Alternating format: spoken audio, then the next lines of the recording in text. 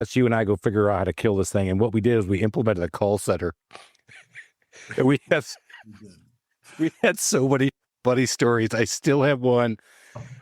You got so many. Do it. I know do it. Do it. Oh, I got to tell the story. So we were implementing a call center, and you schedule when the calls come there. So we were just setting it up. Like we were literally setting up the machines and all the software.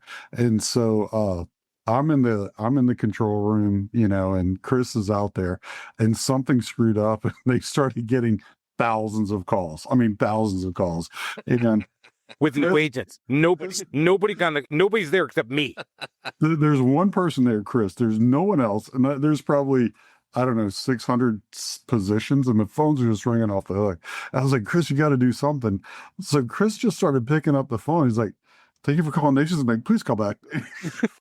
He was going around the whole block. Thank you for calling Nations Bank. Goodbye. Thank you for calling Nations Bank. Goodbye. Thank you for calling this. Because he said, he radios down to me and says, well, the technology guy says they're stuck there.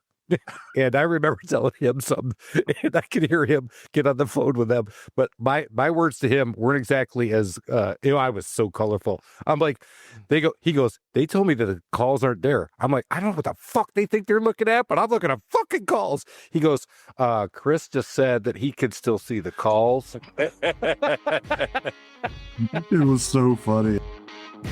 Welcome to the Small Business Safari, where I help guide you to avoid those traps, pitfalls, and dangers that lurk when navigating the wild world of small business ownership. I'll share those gold nuggets of information and invite guests to help accelerate your ascent to that mountaintop of success. It's a jungle out there, and I want to help you traverse through the levels of owning your own business that can get you bogged down and distract you from hitting your own personal and professional goals. So strap in, adventure team, and let's take a ride through the safari and get you to the mountaintop.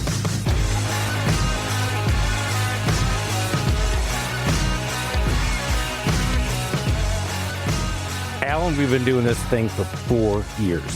4 years, Alan. We've been talking to people about how to grow a small business. Like 10. You know what? I'm aging. I don't know if you can see it on my face, but I do look good for 72. You really do. I was just talking to somebody about that. I'm like, God dang, Chris looks great for 80. That's awesome, baby. That's how I do it. We make it happen. But I've been doing this for 4 years, and this is the first time Alan rolls up. We're getting ready to do the podcast. He goes, so what's this dude's deal? Can I ask him a bunch of questions? I'm like, oh, yeah, you can. He goes, why? I said, I'm not going to tell you. You've got some history. I said, we got history. Oh, do we have beef? No, we don't have beef. We have history. No, well, this guy's a big freaking deal. He is. But there's something about being a big deal there that we gotta ask about. So Alan's dying. He goes, well, so you knew this guy before? I'm like, oh yeah, no, I knew him before. I said, I'm just going to lay this out. He was there when Sydney was born, my first. I said, not there, but he was there. Not there, but there. He wasn't. You know what I mean? He wasn't. You know what I mean? Was he the catcher's mitt? Is that what you're saying? That's not, but he remembers that, and that's not when we were running our own business. And then Alan says, "Wow, he kind of lapped you." I'm like, well, that's a big fuck you. I mean, I can't say that. I said, of course he did. I said, I could have told you that when I met him. I said, I knew this guy. This guy has done everything from beat cancer. Absolutely. Really? Absolutely. Really? Yes, my friends. He has a beautiful wife, 2 great kids. He is my good friend, Greg Spencer. And Greg, thank you so much for coming on from Timbers Resorts, baby. Woo! Thank you. Appreciate it. Wow. So, well, the other thing I said was, after looking at his website, can we get a freebie? And I said, you get no freebies, Alan. I get all the freebies. So, Spence, man, great. Thanks for coming on. How do you guys know each other? All right, let's get back to it. So, Greg, how do you remember how we knew each other? I could tell everybody, but I want you to tell us. We were working on Bank of America, Nations Bank, Barnett Bank merger. And I had just started. Chris, I think you were there a couple months before I was there. And he started bossing me around like the first day I met him. So that's kind of pretty much how we... No surprise there, Greg. So he came out of the military, and I remember saying, look, I mean, they say I'm your boss. I said, look, man, you and I are cut from the same cloth. Yeah. He is type A, 1,000%. I said, let's you and I go figure out how to kill this thing. And what we did is we implemented a call center. And we had so many funny stories. I still have one. You got so many. Do it. I know. Do it. Oh, I got to tell the story. So yeah. we were implementing a call center, and you schedule when the calls come there. So we were just setting it up. Like we were literally setting up the machines and all the software. And so I'm in the control room, and Chris is out there, and something screwed up, and they started getting thousands of calls. I mean, thousands of calls. And with no agents. Nobody's there except me. there's one person there, Chris. There's no one else. And there's probably, I don't know, 600 positions, and the phones are just ringing off the hook. I was like, Chris, you got to do something. So Chris just started picking up the phone. He's like, thank you for calling Nations Bank. Please call back. He was going around the whole block. Thank you for calling Nations Bank. Goodbye. Thank you for calling Nations Bank. Goodbye. Thank you for calling this. Because he said, he radios down to me and says, well, the technology guy says they're stuck there. And I remember telling him something, and I could hear him get on the phone with them. But my words to him weren't exactly as, I was so colorful. I'm like, he goes, they told me that the calls aren't there. I'm like, I don't know what the fuck they think they're looking at, but I'm looking at fucking calls. He goes, Chris just said that he could still see the calls. It was so funny. And so he, after the first 100 of him doing that, he comes back and says, I'm not going to do that. And so we just sat there and watched how long people would, because there's no way to get him out of there. So we were watching. One dude sat there for 3 hours before he finally hung the phone up. And we're like, what on earth are you doing that you're going to sit there for 3 hours? It was a terrible customer experience. It's not something I'm proud of, but there was the technology at the time, and we were pushing the envelope back in 2007, 2008, right? No, that was 90. Or sorry, that was 98, 99, 97, 98. Yeah. And I mean, there's no way. There was no way to get him out of there. So it was hilarious that Chris was going through, and then you get the stats, right? And so the call center manager gets it's just like, what the hell? Because it just the stats for the month just totally screwed him. Chris and I never told anybody what had happened, but it was hilarious. So that was our time down in Jacksonville, Florida. And I mentioned that Greg was there. So I think we formed, obviously we formed an incredible friendship at the time doing what we did, but we had to travel there all the time. And my daughter, my first was my wife was pregnant, and they said, hey, look, if it's not a certain date, then we're going to schedule the C-section, or I'm sorry, inducing. Yeah, I kept calling it the tea time. So I said, hey guys, I got to go back home for the tea time. So then I would come back after I was on a little bit of leave and came back, and every time I would get fired up, Greg would always go, Sydney, because my daughter's name is Sydney. He goes, hey, calm down, Sydney.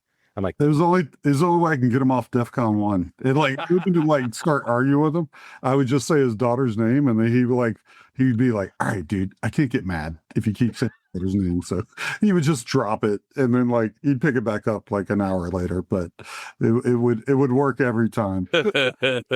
He had it dialed in, bro. He did. I mean, just going down memory lane with Greg, it was so fun. And we worked a lot of hours. I mean, we worked. I hear people complain about working hours now. I'm like, you have no idea. I literally worked 107 hours in 1 week, right? It just, it's like dog years, the amount of effort you put in. But it you have to have fun, because if you're not, it's a total miserable experience, because you're traveling. You're, working a billion hours. And so if you traveling, working a billion hours, we didn't go home on some weekends. We just kept working right through the weekend. Yeah. I still tell young people, I said, hey, if you got a chance to go to Accenture, I would do it. I said, I still think the firm is way different than when I was there, but it's some of the best training I ever had. And I fall back on a lot of that as I run my small business. So Greg does his time at Accenture, and then I remember he says, hey, I'm going to go back to get my MBA. I'm like, okay. Where? Columbia, South Carolina? He goes, no, dumbass. Columbia, New York City. I'm like, oh. And I think I remember saying this. I'm like, you got in there? I was like, it was so condescending. But I was like, of course he did. And so he goes and gets his MBA in real estate. Tell me exactly what it was. I already had an MBA in the military. I got a master's of real estate development from Columbia. So he goes real estate development. And then he says, hey, So now I'm going to tell this one. So people ask me all the time. I've been doing this for 4 years on the podcast, talking about all this stuff. And people say, why'd you pick the handyman business? I said, well, actually, I used a business planning process to figure out where I was going. And one of them was I was going to be the construction guy, and Spence was going to be the developer. And this is 2006-07. Man, did we call that right? Holy smoke. How'd that go? We would have been out of business in like 3 months. I mean, In probably 3 not even months. before. So I wrote my thesis on starting my own development company, which I would encourage anybody out there that's like, how on earth am I ever going to figure this out? I have aspirations to get to a certain level. Like, it's so hard. And, look at that guy. I mean, he must be lucky. I went and interviewed every big developer in the Southeast. And I basically said, I'm a student at Columbia University. I'm working on my thesis. I'm writing a thesis on creating my own development company. And I'd love to interview you just to find out about your path. And not one person turned me down. So I talked with all these folks and I talked with them about the path. And this, again, circa 2006, 2007. And Chris and I were talking about this, and Chris had a corporate gig. And so, I ended up finishing it. And the conclusion of my thesis was it was just too risky right now to do it. I looked at major markets. I looked at Jacksonville, MSA, Tampa, Orlando, Atlanta, Miami, Fort Lauderdale. And the conclusion was everything was overbuilt and this wasn't the right time to do it. So, I remember having to call Chris. I was like, Chris, man, I think I gave you a copy of my thesis. I'm like, look, I said, all signs are pointing red. We should not do this. And thank God we didn't do it, because we would have been out of business so fast. And I think, I don't know if that helped you kind of really look at what you're going to do. But, when Chris talked to me about his business, I was like, look, it is such a pain in the butt to get people out to work on your home. It just is. Right. And honestly, I kind of channel a little bit about what Chris does today. Like, we have fully serviced product. We don't build condos anywhere that they're just your condo and you figure it out. We deliver full services. So we have engineering, housekeeping, bell staff. And, we developed on Key Island, South Carolina, and we had several big guys that had, $10, $12 million houses. And they're like, well, wait a minute, let me get this right. If the AC calls, who do I call? I'm like, us, we fix it. If the sink backs up, who do I call? Us, we fix it. And like he had like 10 different things. He goes, why has no one done this before? Sure. He's like, I got this beautiful home on the beach. He goes, I come down here for a week. I spend the first 48 hours figuring out what's not working. Right. Then I sit around for the next 2 days waiting for, people to show up between 8 and 4, and he goes, and then the last day, he goes, I enjoy it for maybe 1 day. The last day, I'm putting up all the cushions. I'm trying to like drain water out because I don't know when I'm getting back to my house. And they're like, this is the most ridiculous thing ever. And these are ultra high net worth people. And they basically just said, hey, I don't want to deal with it. So, I do think it's a different, level, but like, there is a need for that. There's a need for trust, right? People trust that we're going to take care of their investment. And I think they do the same thing with y'all. Like, hey, if I don't want to call 5 guys, can I call 1 guy? And okay, some of the things might be bigger than a maintenance issue. It's not just a crane, a clogged HVAC line. You need a whole new HVAC system. Well, then you got to call that guy. But for the day-to-day stuff, there's a huge need for that. And I think the market.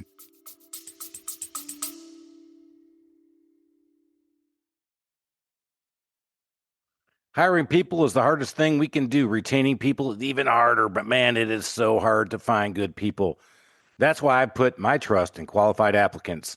The team over there has done a great job helping me find sales managers, helped me find my office manager, helped me find my general manager, but has also helped me find my handyman here in my business at the Trusted Toolbox. Qualified Applicants, they do a great job. They realize that this is not just a recruiting effort, it is a marketing and recruiting effort. And the way they attack our space of home services is amazing. Go check out Qualified Applicants now to help you with your hiring needs.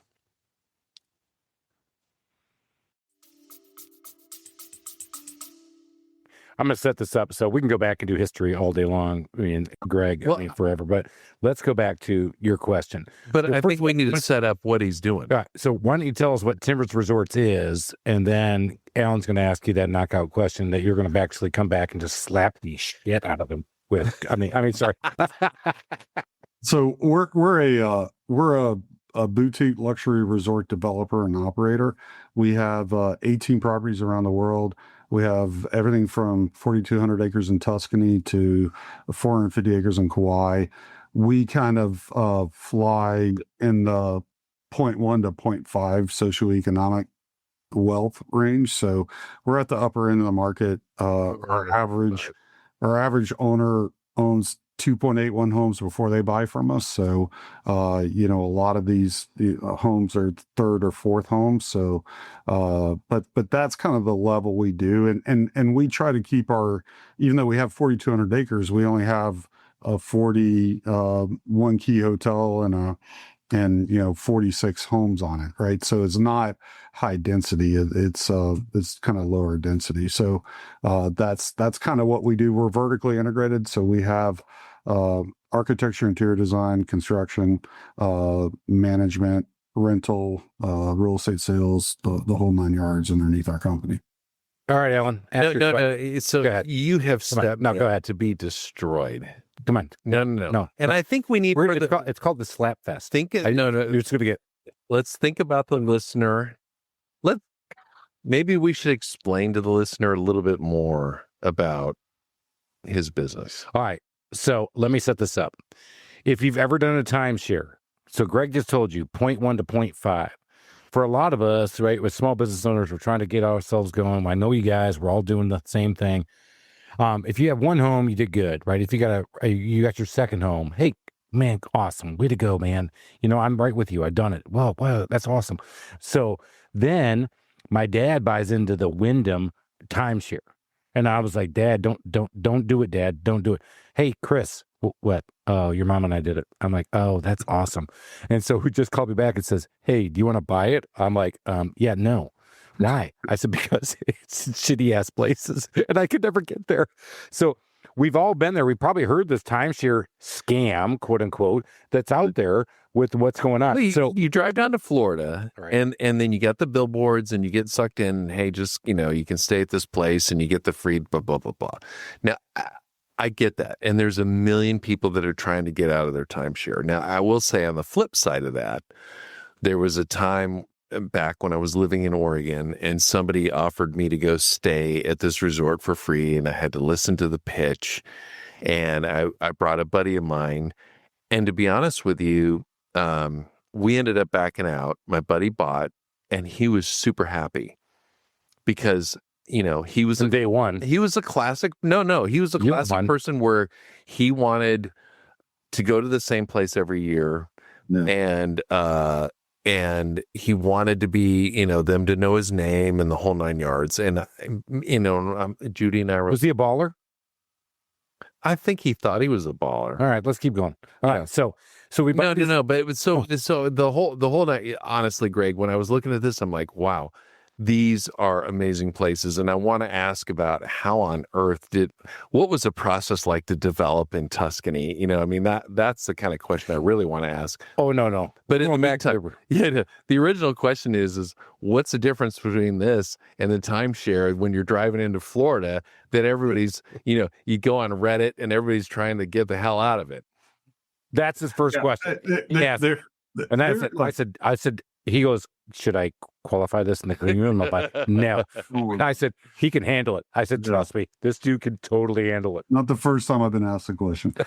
Look, there is a pretty fundamental difference, and timeshare gets a negative connotation. Sometimes it's earned, depending upon some of the smaller outfits.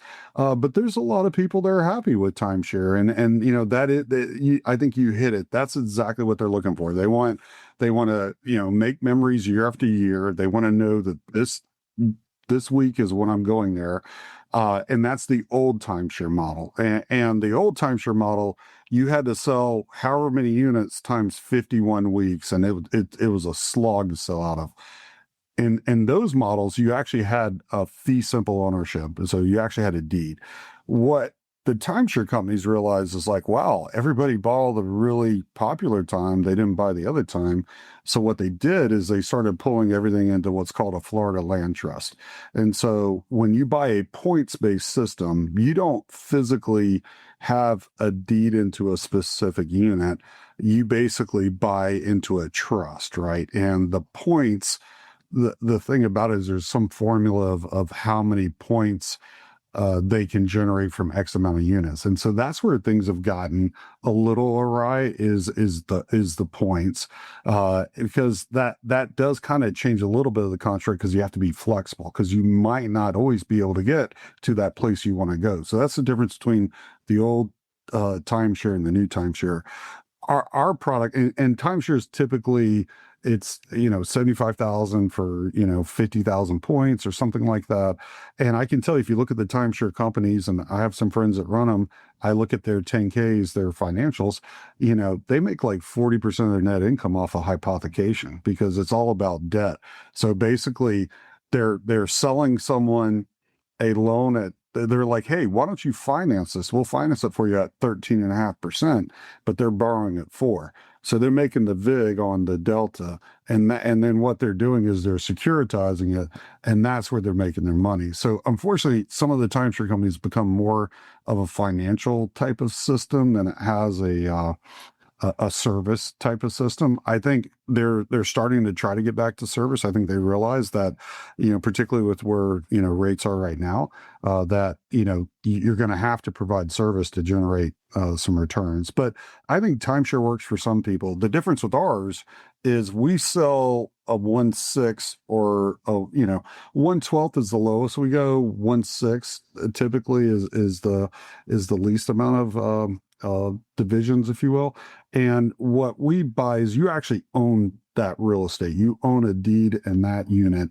That's always yours, right? And if something happens to another person, it doesn't impact you because you still own that deed. And, our 1/6 product, for instance, like Kiowa Island, that's $2.4 million for a 1/6. So it's the equivalent of a $10 million, $12 million unit. I think that's the difference. We have some that go down to, 300,000 for a 1/10, but what we find with our folks that are buying our private residence club product, it's what they can use. They already have a second home. They're like, look, when I come out to Aspen, I don't want to rent. I don't want to go. I don't want to risk it, not be able to get to where I want to. So I want to stay where I want to stay. But, I don't need another home. So I will buy, a Dancing Bear Aspen, 1/8 is going for over $1 million. I'll buy this, and that's still cheaper than me trying to buy a home, even if I'm renting it out. So that's the difference is like we really, and I can tell you, our fractional folks, a lot of people, sometimes they think that they're aspirational. They're like, oh, well, that's the person that can't buy the $8 million home. That is not what we find. We find that's the person that could buy the $8 million home. They're just choosing not to. They're buying that interest that fits with their use right. And I think you're going to see a lot of the world starting to go to that. You'll see it.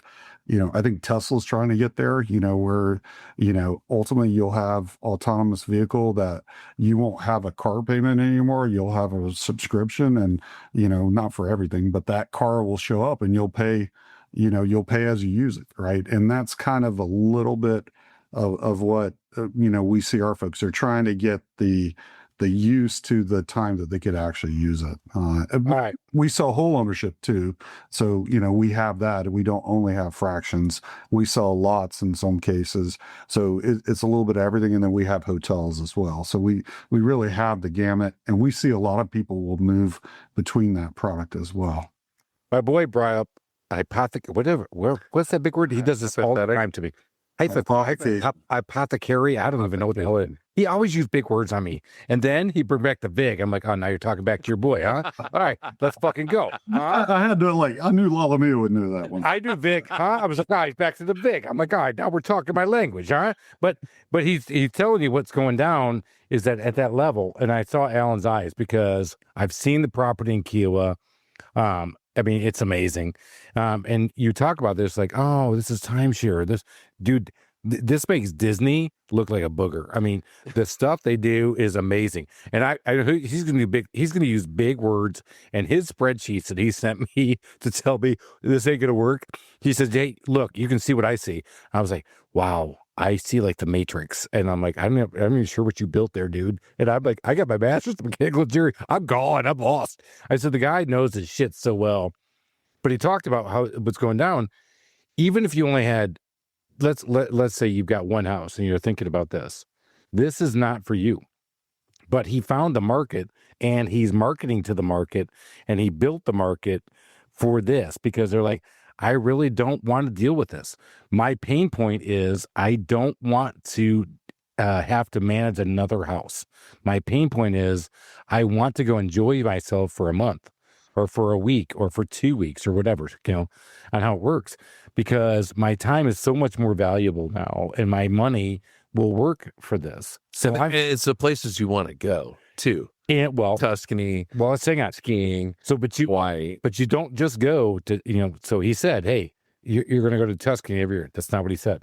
You're just going to go to ski for every year. Nope, that's not true either. You're going to Kiowa. Nope. And he's got properties all over the world. And so he's been figuring it out. So let's say this year you don't want to go to Tuscany. You want to go to Aspen, or you want to go out to Colorado. You can, right? Yes. We have a, what's called a reciprocity program, an exchange program. So what we allow our owners to do is they can deposit a week of, let's say they deposit a week in Kiowa, you get a credit. It's good for 2 years, and you can use it at one of our other properties. And, we want people to buy real estate because they want to be in that market, but life happens, or, they have, what we see it used for a lot is anniversaries or honeymoons or retirement celebrations, things like that. And so they'll be like, I've never been to Italy before. I really want to go to Italy. So, we handle that behind the scenes. Don't really use it as a moneymaker. It's more as a service. But I don't entirely have a halo around my head. I want to cross some real estate while they're there. So because again, we sell fractional, right? So, if someone has a great time and they want more time there, we'll sell it to them. So, and even if they don't buy, they know someone that might want to buy. So as a brand, since inception, we've run a 60% referral rate, and that's pretty incredible. If hey, if I find the right location, I build the right product, and I have the right programming, I'm going to make 60% of sales to people that are known to us. As a business, that's the kind of golden goose. So, that is where there is tension with our partners sometimes, and even counties, where they're like, well, why don't you just do this? I'm like, I'm not doing that because my buyers aren't going to buy that. And at the end of the day, if they're not going to buy it, I'm not going to waste 1 second doing it. So you got to kind of be really a good steward if you're, given that you have that kind of referral rate, because all it takes is one screw up and people are like, what the hell? This isn't Timbers, and I'm so proud of saying that my business is 40% referrals. You just said 60%. Mm-hmm. Just think about if you're a business owner and you're trying to grow your business, and at the level you guys are at, that means you don't have to advertise. You're not putting yourself out there and having to do Google pay-per-click and put yourself out there, back in the day with magazines, Condé Nast or whatever, to go attract your buyers. You guys don't have to spend the money on advertising because you get... We have to spend on different things. You still have to market, but what we're spending it more on is we're making sure we have great digital collateral and things like that when we send it out to our owners, they can send it to a friend or a family member or someone else and be like, hey, don't you like to go to, Captiva or, Southwest Florida? Man, check this out. And so we're still spending the money. We're just, to your point, we're not spending it the way it used to. It used to be back in the day, you could run an ad in Wall Street Journal and have a little broker request card and, or Condé Nast or any of those. And you get 400 responses and you'd make, 20 sales out of it. That's not the world. Everybody has so many choices these days. So you still have to get it in front of him. And we do a lot of events-based programming. We'll pay for dues if someone does a referral, and I just look at that as a lower cost of acquisition. But you're still spending money. You're just spending on different things. But look, you still got to get that 40% that doesn't know you, right? So, and everybody knows, at least in the real estate world, it doesn't matter that you sell the first 60% because all your profits in the last 15 to 20%. So you got to sell them out, and that's all right, Alan. We got to go back to one. So again, if you're not resonating with this conversation, you're blowing it, man. You got to stay here with me because this one's been big.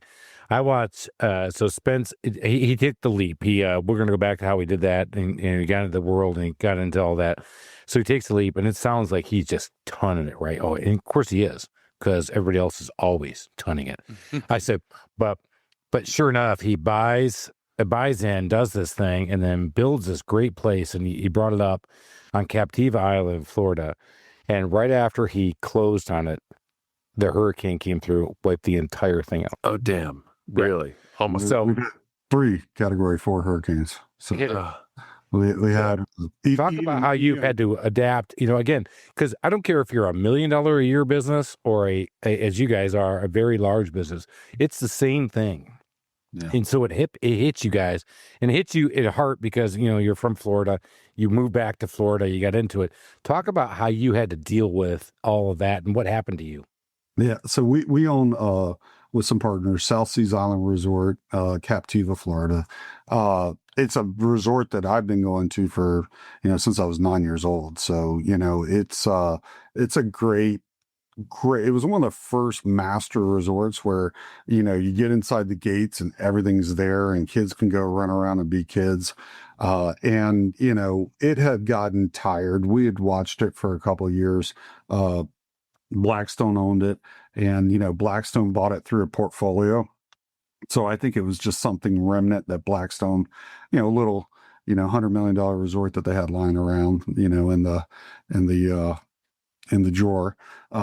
They weren't putting any money in it. And change. And so we bought it 2020 and we closed on it, or end of 2020 we made an offer, closed on it 2021, and literally Hurricane Ian hit day 364 of our ownership, and it was a direct eyewall hit. I have a picture of the eyewall going directly across the tip of the island. We had 155 mile an hour sustained winds. We had 8 to 10 foot storm surge, and mind you, the average grade on the property is about 4 feet. So just huge damage. We lost 40 some odd structures. We lost our hotel. And more importantly, there's a bunch of condos down there that we don't own. 60% of them had to get just totally gut,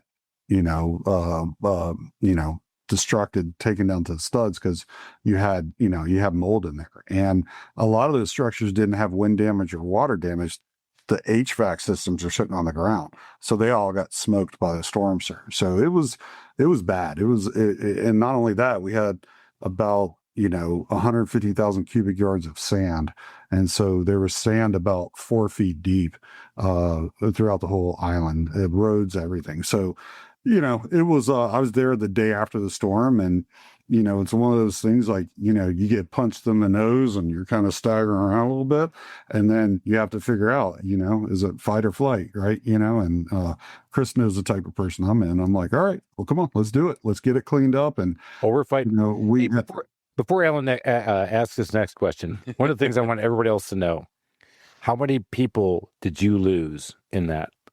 Your employees, how many people actually perished? We were lucky. We only had, we didn't lose any, and that was by the grace of Zero. God. Zero. We evacuated everybody. I made several folks go across the state, and they were kind of arguing with me. I'm like, we have a resort in Jupiter, Florida. Are you really arguing with me about going to a 5-star resort? And they're like, okay, yeah. So they went. We had one guy, it was really weird. He stepped outside in the eye, because he wanted to see the eye, and then the wind picked up and he got hit in the head. with debris, and he was in intensive care for about a month. But we were very fortunate that we had no employees lost. We did have about 30 employees lose their housing, and when I say lose it, meaning doesn't exist anymore. You can't handle that. But what I want to talk about is, though, I don't care how big or small you are. I want the point that I want everybody to know is that you didn't lose a person, and because you were more worried about their life than you were your property. And I remember that when that happened, and I was like, I mean, that's the kind of guy you want to be. That's the kind of owner you want to be. That's the kind of businessman you want to be, because it's not karma. This is the way you run your business the right way. And look, we not only that, we had no guest or owner on the island. We had several owners. Oh, I'm going to ride it out. We're like, you're not riding it out. We're taking you right now. We're getting you off the island. And so we evacuated everybody. The air rescue was based off of our property. So we had Florida Air National Guard. They were actually doing active search and rescue, plucking people off the top of roofs. We had a marina because the bridge was out. We had the only access on the island, so they moved all the fire trucks and everything off before the storm because they don't want them to flood. So we got power line trucks, we got the fire trucks all on barges through our marina to just start getting everything back reopened. We actually, the biggest thing I'm proudest about is we used our own employees to do our cleanup. We had 800 employees pre-storm. We went to 0, obviously because we were destroyed. But I didn't want to use these national firms like Balfour and others. So, or Belfour, I should say. So we paid our own employees. So we had 46 employees out there, and we just got after it. Luckily, we had some heavy equipment out there from, doing some development work. So, we were driving front end loaders and skid steers and just getting all the sand off. Hey, when you say we, though, was we you? You were driving one of them, weren't you? I wasn't, big boy. I wasn't driving.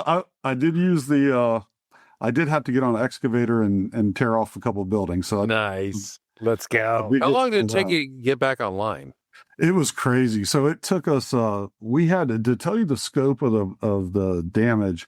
We hauled off 120 million pounds of debris. Oh, good Lord. It just was just an amazing amount of debris. So that was pretty solid for 6 months, just getting the debris off. And all of our amenities got destroyed. So we kind of got after trying to get our amenities up. And so it took us a solid a year and a half. And so no sooner did we open our pool, we got our golf course open, we're starting to get things back. We get hit by Hurricane Milton and Hurricane Helene, and the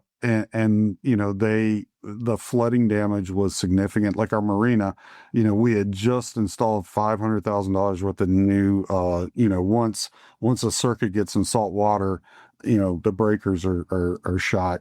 So we had to replace all that infrastructure, and so that sucked. And we got hit by Helene and Milton. Had another 6 to 7 foot storm surge, had another several feet of sand throughout the resort, and we just got back after it and cleaned it up again.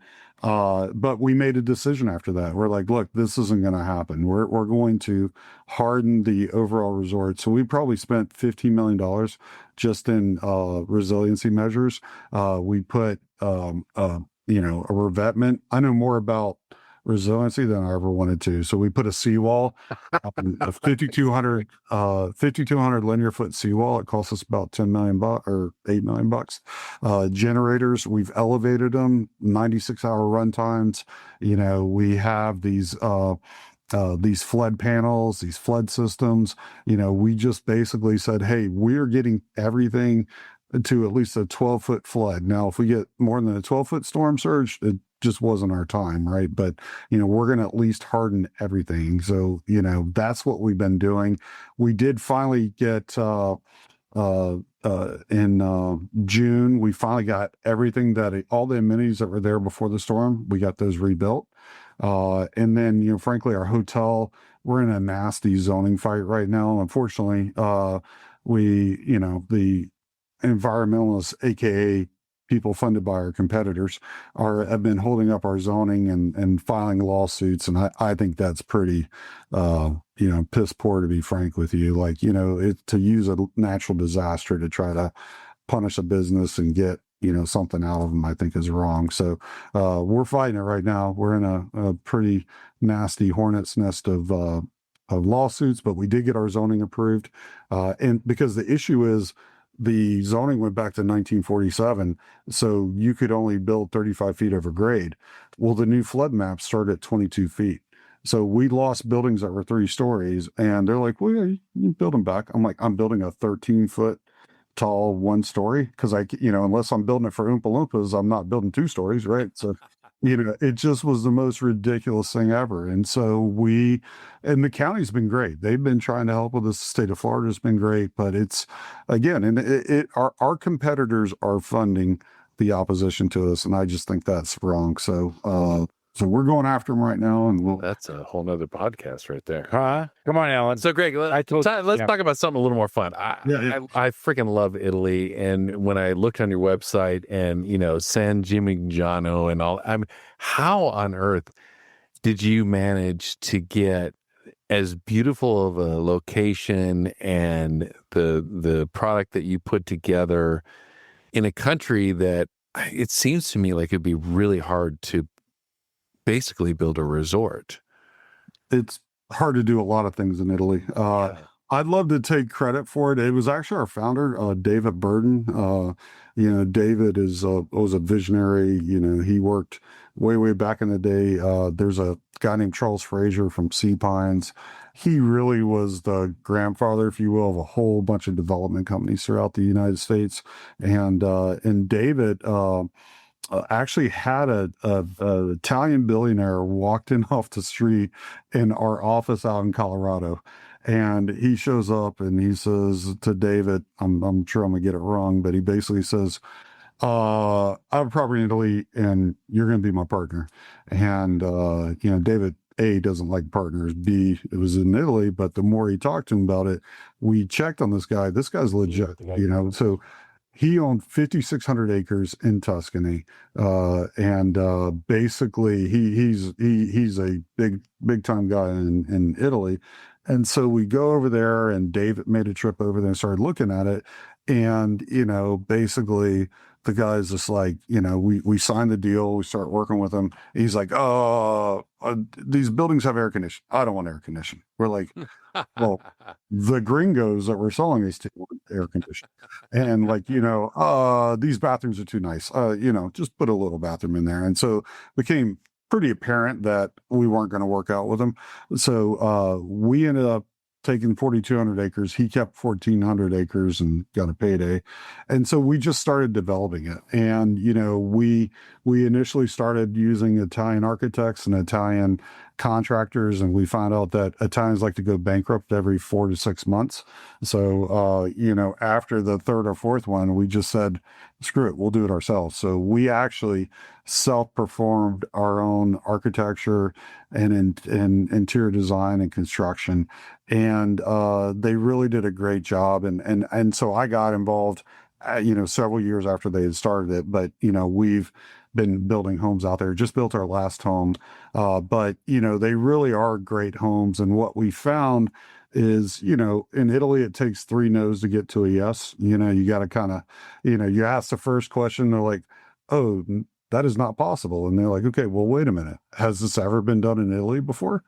Well, kind of. Well, what did that look like? And they start explaining it like, well, isn't that what we're asking to do? No, but it's totally different. And they're like, well, what if we did this? Well, yeah, you could do that. And so you just have to run the process, right? So we learn. Just for the record, I'm an Italian, but I'm an American Italian, and I have not gone bankrupt. Ish. And every 4 to 6 months, I would say my nose is exactly 3 feet, so it does take three noses per day. Yes. So thank you, Greg, for saying that. But that's what it takes. It's just like you have to negotiate with them. You have to know because you did the same thing out in Hawaii. We haven't talked about that story about just overcoming obstacles, because that's what you did. I mean, that's what you've done through your whole So what happened in Hawaii? Well, Hawaii is the same way. We took over a massive property. We bought it from a big luxury brand. And, like, oh, how hard can it be? Well, it can be pretty hard, And so you get in there and Oh, no shit. Business isn't fun. It's not always easy. You can't make a ton of money. Easy. No, go. We have 5 endangered species that we have to manage. Like, I'm like, it just on top of everything else, you I had to spend a whole day talking about the bird takes and the state biologists. And we finally just hired the state biologist and just said, why don't you just work for us and you manage it? And, because there's all these wacky rules. And look, we actually got, we're on Disney Plus, working dog segment where we convince them how to to haze the birds in an ethical way. Right. So what we had to do, but it was, it's a lot. And then let's talk about how you got into it though. Cause, one of the things I totally remember is you told me they're over there, they're developing this property and it's going to take X amount of months. And you're like, no, that's not happening. And you flew out there and you said, no, we're going to fix this right now. And so take us through the steps that you had to go through. You're the CEO of this company. You bought this company. We haven't gotten into that all yet, but tell us how you got into just solving that problem, because big or small, we all have the same problems. You mean when we had to replace the GC in the middle of the job? 100%. That's exactly the story. Yeah, that's what I recommend not happening. But look, we had a GC that kind of came along with the deal, and we were trying to accelerate and move fast, and so we had existing designs. We knew we wanted to change some finishes, but we weren't wholesale changing the building. And, it didn't take long to realize that they're playing a different game than we were playing, right? And, a question was answered with 5 other questions. And, I was trying to hit design gates and getting, I'm like, okay, well, give me a change order. And they would just give me 10 lines on a piece of paper. I'm like, yeah, that's not how it works on a cost plus contract. You have to give me all the detail. And they wouldn't give us the detail. And so I realized pretty fast that they underbid the job originally and they were trying to, make it up off of change orders. And, if they would have just been transparent with us, we probably weren't going to cover everything, but we could have tried to work it out. But that wasn't the path they took. So, I came to the conclusion I had to fly out and tell my financial partner that we have to fire our general contractor in the middle of a deal. And that didn't go over too well. But I just said, look, someone says, well, why do you want to fire him? I'm like, well, I can't tell you how much it's going to cost, when it's going to be done, and what it's going to look like. But other than that, they're great guys. And so the head guy's just like, all right. He goes, you can let him go, but it's your ass if this thing doesn't get done. And so, you just have to get hands on the steering wheel and you have to drive on it. And so that's exactly what I did. And, I was making trips out there every 2 to 3 weeks. We got a great contractor out of Alabama to jump in and help us. And it was make decisions, get stuff done, and don't let analysis paralysis. So we had to get it done before our loan matured because of major event of default. We got it done like 2 days before, and it was a total ass kicker. But that's what you have to do as a business owner when things go awry. It's not, you can't just delegate it to someone else when it's that big of a deal. You have to get hands on the steering wheel. I want to switch gears. We're almost coming out of time. And Spence, God, I love you to death. You know that. I could talk to you for 3 hours, and we have, by the way. Well, maybe one of us talking, the other one listening, and then the other one saying, "All right, Chris, shut the fuck up." So, all right. So you get into the real estate development world, and you went to work with David, who you told me he was a big deal. Of course, I didn't know because we didn't have the internet back then. I didn't know if he was a big deal, and he goes, "No, it's kind of big." But you found a way to buy his company. Tell us a little bit about how and why you made that big leap, because let's face it, guys, that's a big flipping, it's a big deal. It's one thing to work for the man. It's another thing to be the man. Now, this guy has been built to be the man. So I want you to tell his story because I want to finish up with how you beat cancer, because we're going to talk about that. Yeah, sure. Yeah, it was, so look, I had talked to him about, exiting the company. I knew he was back and forth. Do I do it? Do I not do it? and one of our equity partners on one of our deals actually reached out to us and said, "Hey, we'd like you to come meet with us." And so David, I think, knew what it was, so he's like, I don't want to go." So I flew out there and met with him, and I had a subordinate with me too, and so I couldn't like openly talk in front of the subordinate. So I waited for him to get up and use the bathroom. I'm like, "Look, I know how to buy the company. I know what he's looking for, but I'm going to tell you, the number's his number, and it's not $1 less. And so if you're, if you're one of those shops that want to kind of get someone pregnant and then change the deal, this is going to blow up, right?" And so I was straight up with him. And so, I called David, told him what happened. And the way I viewed it is I worked for him. This was his company. It wasn't my company. I was first and foremost going to focus on helping him achieve what he wanted to achieve. And it was funny. I told my wife, I'm like, all right, well, I'm either going to be part of this and be part of the acquisition, or I'm going to get fired, one of the two, because I knew way too much for a small company. So we worked through the process, and my capital partner says, "Well, we want you to participate." I'm like, "Well, I want to participate, but I want to make this about David and supporting him." And so I think that's why I was able to get it done. Is I didn't make it about me. I made it about him. And it was tough, it was a part therapy session, part, business transaction, because it was. Well, let's talk about that for a minute, because this guy, I never met him, but we've all been there. And well, you're not there yet, Spence, but let me tell you about my ego. It's still this freaking big, bro. His arms aren't big enough. They are big enough. So I get it. I mean, this guy must have had a huge ego. And then to be able to say, "Look, David, I'm trying to preserve your legacy and buy you out." Yeah. That's got to be hard for a guy like that who has been the man, right, to do it. So tell us how you did that, how you navigated that. It was, I don't know how well I navigated. It was hard because I also had 9 family members and a split family working there. So it was a lot to navigate. And look, at the end of the day, hopefully David feels like I, was an honorable person. I did the right thing. I've tried to honor, what he created with the brand, but like the reality is I got to run the business. I'm here day to day. I got to run it. So there's some things that I'm sure I've done that he doesn't agree with, but that's okay. Like I own it with my partner now. So, I tried to always just ground myself on being consistent with what our brand does and trying to do it. But there were times where, I could tell he was taking it out on me, and I know it wasn't me personally. He was either frustrated or had anxiety about selling, or, I think he probably had some seller's remorse, and, I that's natural to have it, but, like, you're a big boy, you made this decision, right? And so I think that's how I try to navigate it. But yeah, there were some things that I think were unfair, but, for the most part, I fully respect David. I learned a tremendous amount from him. And, look, he had the balls to create this thing from scratch, and it's tough.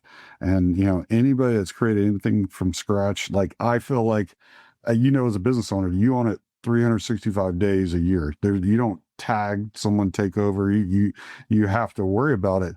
And I could just imagine David starting this company, navigating the GFC. I was right there with him during the global financial crisis, and it's a lot, so kudos to David. He's a great guy. I learned a ton from him, and hopefully if he ever does see this, hopefully he doesn't harbor any ill will, and like, look, he got a great transaction. He got great. Hey, I'll tell you what, David, if you watch this and you harbor any ill will, it's Chris at the Trusted Toolbox. I'd love to come talk to you about exactly how my boy did, because I think my boy did you right. I'm just going to say, I'm coming from a different side, but me and the Italian will talk. Okay? You know what I'm saying? Okay. Hey, one thing, man, we're running out of time.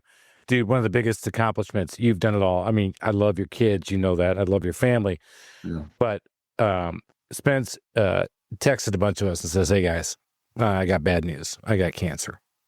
And I was like, "Nah, this is easy." I said, if there's one guy in the world that's going to beat it, he will fucking beat it. And sure as shit, here he is. I think we're 5 years now. You're 5 in remission. Well, coming up on 6, yeah. 6. So he goes, and what's he do? He does exactly what I remember Greg Spencer being when we worked together, or whatever in life.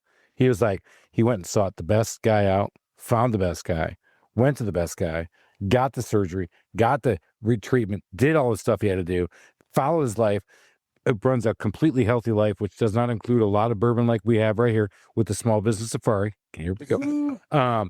He runs it all because he says, man, I got to be there for my kids. And I was like, dude, props to you. And you knew that. I mean, no, you don't know that, because when you steer that one, you're like, you run a business. No, It's so hard. And then you get this, because you had, I don't remember how many years after you had said, I'm going to take over this business or I'm going to buy it. it was about 5, but I found out Christmas Eve of 2019, and doctor calls me and says, I knew I had a CT scan on the 20th. He thought it was something with my kidneys. And he said, he goes, you have a massive tumor on your liver and you need to do something about it immediately. And I'm like, it's 5 p.m. on Christmas Eve. Like, what the hell am I like? Thanks. I'm like wrapping presents and I'm totally not present because got that dropped on me. But, you know, I got to the right doctor, Dr. John Fung, University of Chicago, the best liver surgeon in the world, literally one of the top ones in the world. And, you know, he knew immediately what it was. And look, it was a tough one. It had a 30% 5-year survival rate. It was in the 30% 5-year survival rate. He said that to the group. And I was like, dude, I wish they put this shit in Vegas because I'll put a lot down. This fucker's going to beat it. And he did. You knew he would. I mean, I knew you did. I mean, the surgery itself had a 16% mortality rate. And so, like, you know, you go in there and, like, you know, man, like 16%, I'm like, it's low, but when it's your life, it's not low. That's a big number when it's. So I got in there. I had surgery at University of Chicago, February 17, 2020. We had this other little thing starting to go down in 2020. And I was up there for 2 weeks afterwards. And I was supposed to be up there for a month, and they sent me home. They're like, COVID's coming. We're stopping doing cancer surgery, which that's a whole nother safari. Like, you know, I'm like, wait a minute. So COVID's got like a 0.5% death rate. Cancer's got 100%, but you're not going to do surgery on it. So, you know, I went home and, you know, was trying to manage the business. Italy closed down. Hawaii, the governor was saying, you know, basically, Whitey don't come, you know, and then our other properties go to 100% occupancy because people are trying to get out of town. And it was a lot to manage. But, you know, look, I don't drink anymore, and not that I'm a teetotaler, but, you know, I flew pretty close to the flame. So, you know, I just, by the grace of God, I'm here. And you know, it's true. I was like, I don't want some other dude raising my kids. So, you know, nothing motivates you by trying to make sure that you don't do it. And it was tough. They took 40% of my liver, took my gallbladder out, and it was a tough recovery. I couldn't lift over 5 pounds for about 6 months. And which is a big deal for this guy who loves to work out and run like forever, and then also lift weights. So even 5 pounds doesn't sound like a lot for a lot of us, but look, another 6 months, I would have been dead. I was like 4 millimeters from our portal vein. And so, you know, you got to get, you know, if your listeners take one thing away, don't take the resorts away, or that I'm, you know, dogged, or that, you know, I have dirt on Chris. Take away, you got to get your physicals. You have to go see the doctors, because, you know, why get to a point of no return? You know, get there. I know it's a pain in the ass. We're busy. I almost blew off the CT scan. Like, literally, I almost blew. I'm like, I don't really want to do this. And man, I would have been dead in 6 months. Like, no two months about it. So, you know, I just encourage everybody, definitely make sure you get checked. And then if you ever do get cancer, don't go out and read Google and all that shit. Although I did, you know, it's the first thing you do is you Google it. But, you know, you really, you need to educate yourself. Don't just read Google probabilities and stop there. You know, I was looking at reports and I was trying to figure out, you know, what's happened. And then you just got to talk with your friends too. It was actually a friend of mine who lost his battle with cancer who got me to Dr. Fong. And so you have to be vocal. Don't, you know, suffer in silence, you know, which a lot of guys do, particularly driven small business owners. You know, you got to have that dialogue and that conversation, and try to get it before it becomes fatal, you know. Super powerful. Guys, if you didn't get something, that's on you because I'm not even doing the final four. This has been a good friend of mine for years. I was so excited to get him on, and I would not tell Alan anything about it because I wanted this to be so exciting. He always says that great. Well, no, I don't always do it. Often does that. Yeah, well, fuck you. All right, back to you. All right, so look, guys, big deal, right? Forget this. Timbers Resorts. Go check it out. It's so awesome. It is. I mean, you want to aspire to something? Where else are you planning on going? Oh, come on. Hey, drop a nugget. Come on. Yeah, we'd love to be Western North Carolina, Cashers Highlands area. We looked around there, out in Montana, up in the mountains, around Moonlight Basin. We've looked out there.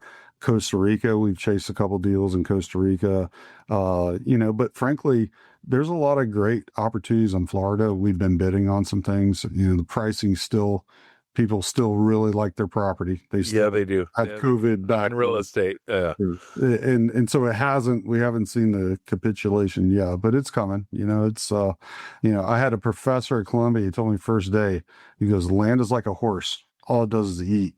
And those are facts, right? Because you're paying those property taxes and they're running and you're paying insurance, and they're like, at some point in time, you either need to do something with it or you need to get off of it. So, all right, everybody, we got to get going. You got to keep going up that mountain. Great job, everybody. Greg Spencer, timbersresorts.com. I'm sure if you looked him up on LinkedIn, he'd give you 10 minutes. I know he will. All you have to do is drop Chris Lalamia, and don't forget the fact that we dropped a shit ton of calls back in 1997. I'm the worst customer service guy out here. We got to go, Alan. We got to go. Get going. We got to make it happen. Let's get going now. Cheers, everybody. Thank you for listening to this episode of the Small Business Safari. Remember, your positive attitude will help you achieve that higher altitude you're looking for in the wild world of small business ownership. And until next time, make it a great day.